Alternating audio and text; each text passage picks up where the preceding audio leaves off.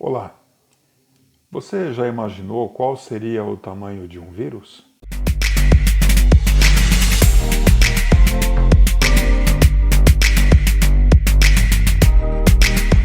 Sou Sérgio Monteiro, da empresa Purilube, empresa esta especializada em filtração e purificação de óleo.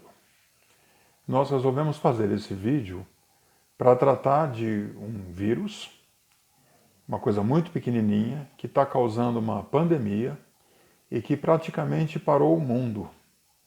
Então nós vamos comparar o tamanho do vírus com coisas que a gente conhece, que a gente tem familiaridade. Por exemplo, grão de areia, fio de cabelo e o limite de visão do olho humano. Aqui na tela do meu computador nós temos um gráfico muito interessante. Esse gráfico mostra para a gente em microns, lembrando que um micron é 1 milésimo de milímetro, o tamanho de materiais muito comuns no nosso dia a dia.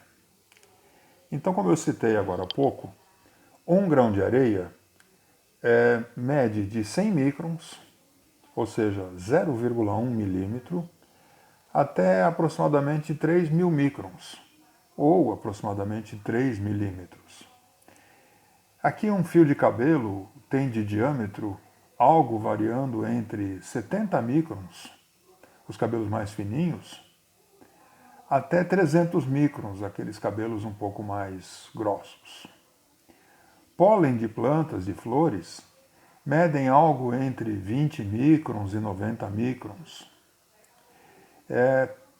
Todas essas dimensões que eu citei aqui, acima de 40 microns, o olho humano enxerga. Raros são os casos em que alguém consegue enxergar um objeto menor do que 40 microns.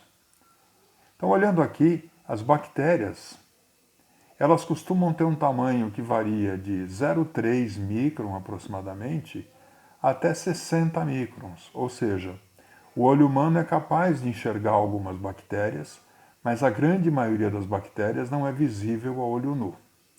E para finalizar o objeto deste vídeo, os vírus.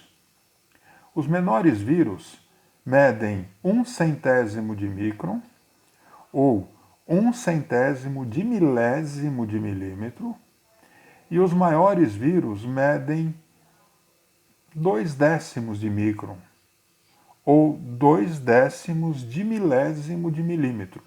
Existem outros vídeos nesse canal em que a gente fala sobre filtração. E a filtração a qual a gente se refere é uma filtração feita com microfibra de vidro, em elementos filtrantes com porosidade maior do que 1 micron. São filtros muito empregados para filtração de lubrificantes, para filtração de óleo hidráulico, filtração de óleo isolante.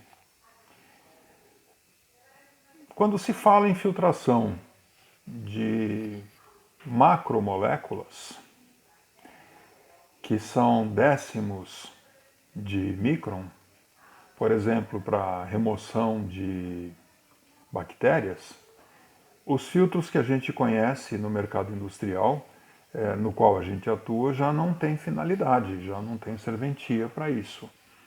E a gente tem que partir para uma outra tecnologia de filtragem que se chama microfiltração. Já a remoção de vírus, em que a gente está falando de centésimos de milésimos de milímetro ou centésimos de micron, como a gente falou há pouco, a microfiltração já não é suficiente. A gente tem que partir para ultrafiltração, em que a gente já está buscando partículas nanométricas, partículas que estão na casa, como eu falei, do centésimo de micron. As máscaras utilizadas largamente como EPIs, tanto pela população quando sai à rua, quanto pelos médicos, são considerados filtros de partículas. São tecidos com porosidade micrométrica. Não tem porosidade de décimos de micron ou de centésimos de micron. Então, a priori, um leigo pode olhar para essas máscaras e falar: isso não vai reter as bactérias. Mas é conveniente lembrar que essa máscara colocada na nossa boca, ela vai reter toda a umidade que a gente expele quando a gente fala, toda a umidade que a gente expele quando a gente respira. E que essa umidade é o meio de transporte do vírus. E a máscara, sim, por ser feita de um tecido poroso que vai absorver a umidade, e consequentemente retém o vírus.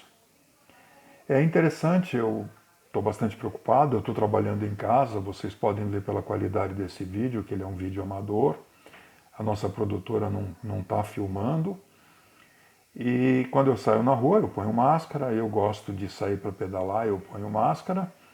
A máscara tem dupla função. A primeira é proteger as outras pessoas. Usar uma máscara, na minha opinião, é um ato de respeito às outras pessoas. Porque nós estamos exalando umidade que eventualmente poderá estar contaminada com o vírus, caso a gente esteja contaminado.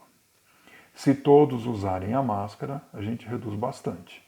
E eu acho que é por essa razão que Hong Kong e outros países asiáticos não tiveram tanto problema após a detecção da presença do vírus. Bom, eu espero de alguma maneira ter contribuído. Essa pandemia está preocupando demasiadamente a todos, nós não sabemos o que vai acontecer. Uma coisa a gente sabe, o mundo nunca mais vai ser o mesmo. Mas a gente espera que esse momento de exceção acabe logo e que a gente volte, na medida do possível, à normalidade.